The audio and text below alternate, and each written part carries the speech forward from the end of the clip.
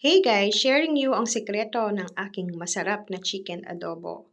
Hindi ito yung ordinaryong chicken adobo na nakasanayan nyo. Meron akong nilagay na ibang ingredient na for sure na magugustuhan nyo. So una, naglagay ako ng konting cooking oil, half ng pack ng butter, then maraming garlic. So igigisa ko yan hanggang maging light brown ang aking garlic. Huwag ninyong masyadong i-toasted, no? Kasi papait po yung inyong mga garlic.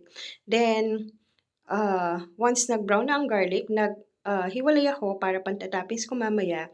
Ilalagay ko na yung aking chicken, skin down, ayan, hanggang maging light brown ito. Once naging light brown na ang aking chicken, ilalagay ko na po ang aking ground black pepper, as well as 5 pieces of bay leaves.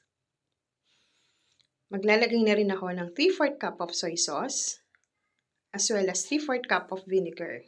Kapag naglagay ako ng vinegar, hindi ko yan hahaluin. Hahayaan ko siyang magsisimmer ng mga 1 minute before ko siya tatakpan.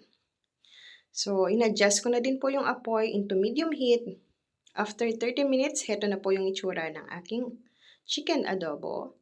Maglalagay na ako ng pineapple tidbits. Optional po yan. Mostly nilalagay ko patatas. Pero since mahal ang patatas, yung small pack na lang ng tidbits, magbibigay ito ng konting tamis sa aking adobo. Para mag-balance.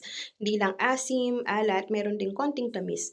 Presenting ang aking chicken adobo na sigurado namang magugustuhan nyo.